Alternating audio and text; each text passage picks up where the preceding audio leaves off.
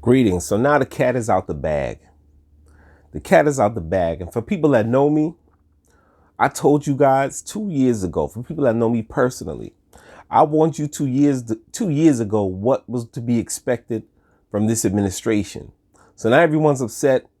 Of course, I'm talking about our current leadership with his proposal to give $400,000 to the families of immigrant families that were separated at the border. I'm sorry, I got the headline over there. I'm looking at it. So you have a lot of people, particularly African Americans or blacks in general, that are very upset about this. Especially because just a month ago, we saw our president take swift action when, I'm not sure the amount, I don't know if it was 10,000 Haitian immigrants that came across the border illegally, and how he rounded them up and had, I think, about 10 flights going out a day, returning them back to Haiti. How he didn't have the same open door policy and welcoming policy that he did for a lot of the Arab and Hispanic immigrants. Now, look, I'm not knocking any of those groups. I'm not attacking any of those groups. I try to avoid politics because that's the fastest way to lose friends. And for me, I'm a business person. I like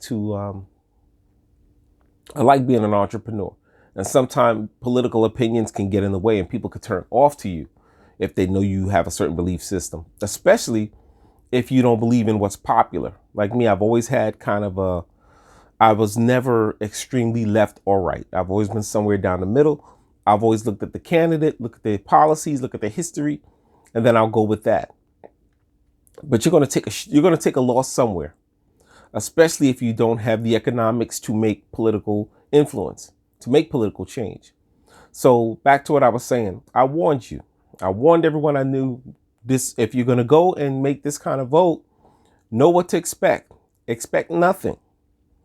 So some people view it as a slap in the face, but I could tell you what's even going to be worse with the next election.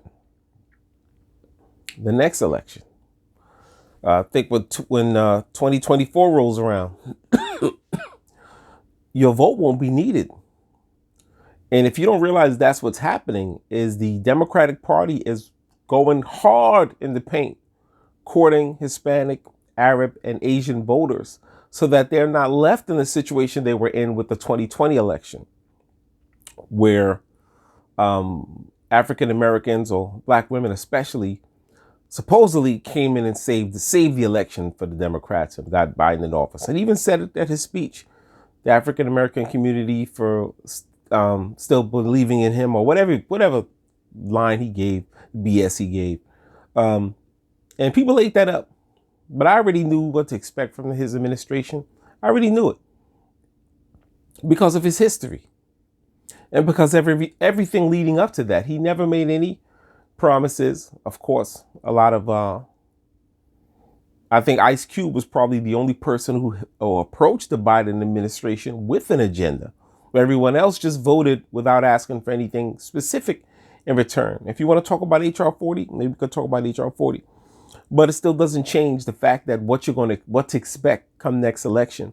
Your vote will no longer be needed because he's securing the Hispanic, Arab, and Asian vote so that it won't be a close election, or blacks will not be the deciding vote in the next election. So what are you going to do? Right now, I would say if a lot of black voters tried to go Republican now, it still won't work. Why? Because you are now left out in the cold. So meaning your vote is just not needed anymore. And if you know how these political parties work, once the Republicans, don't think they're not noticing, don't think the conservatives aren't noticing that your vote is being displayed, that your voting power is being replaced. They notice that. So now they're going to prepare themselves because you have you still have a large conservative Asian and Hispanic base, particularly Cuban. A lot of Cubans tend to vote Republican. A lot of Indian Asians tend to vote Republican. So they're not even going to court the black vote. I think the last train leaving was Trump. In his last minute efforts to secure the election, he started to court the black vote. But once again, you see how things turned out. Voted for a man who already has a history of dirty dealings with black people.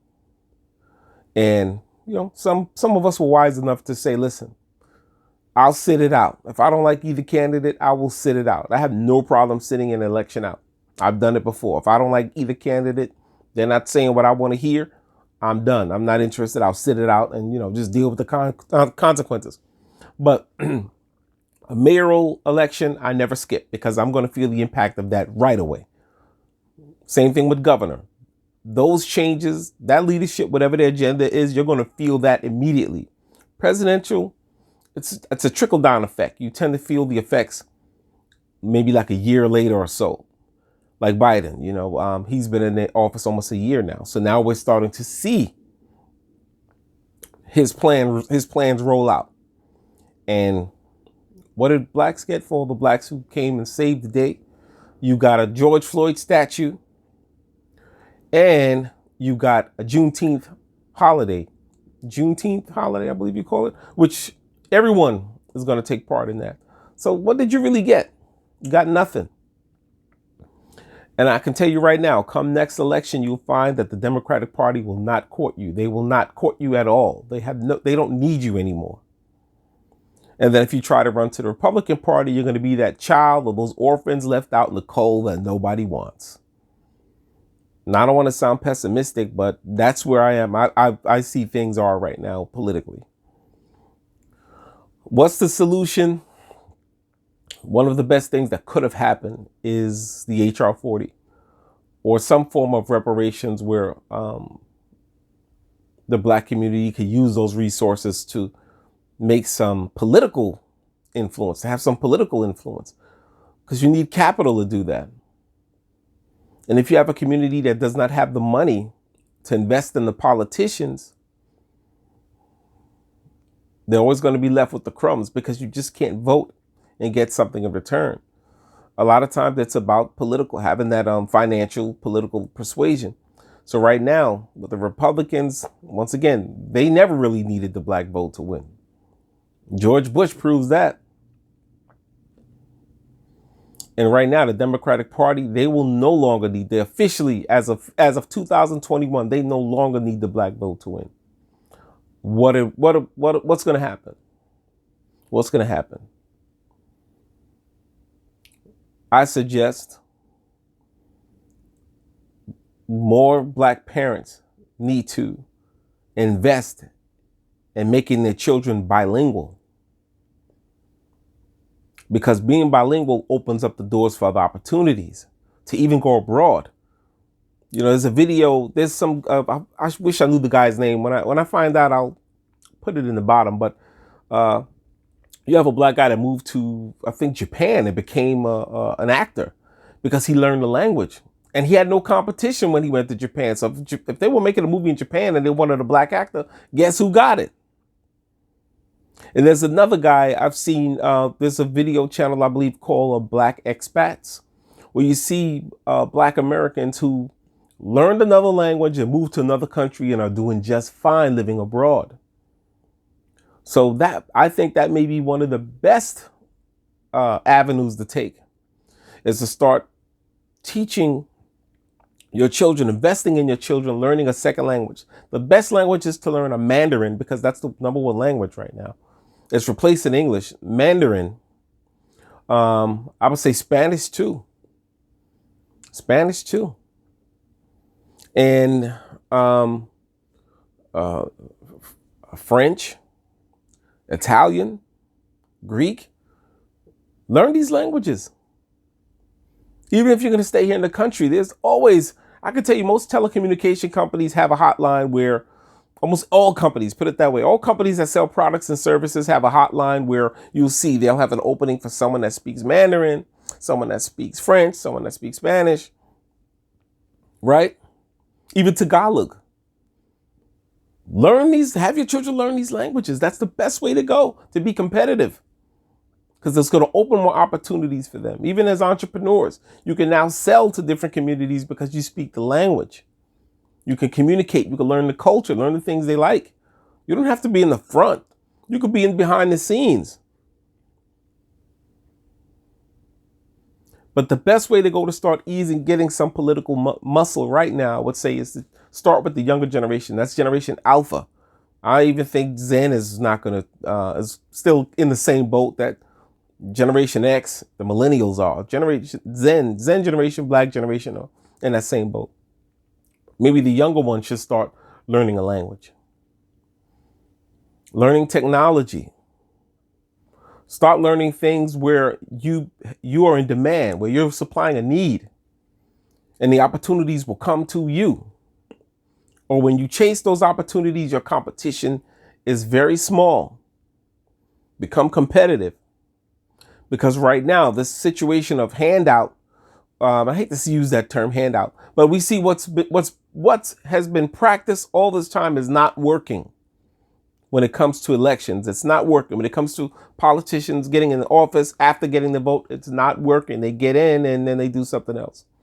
Especially now more than ever. I think this is the worst example is what we have with our current leadership is doing. It's the biggest slap in the face.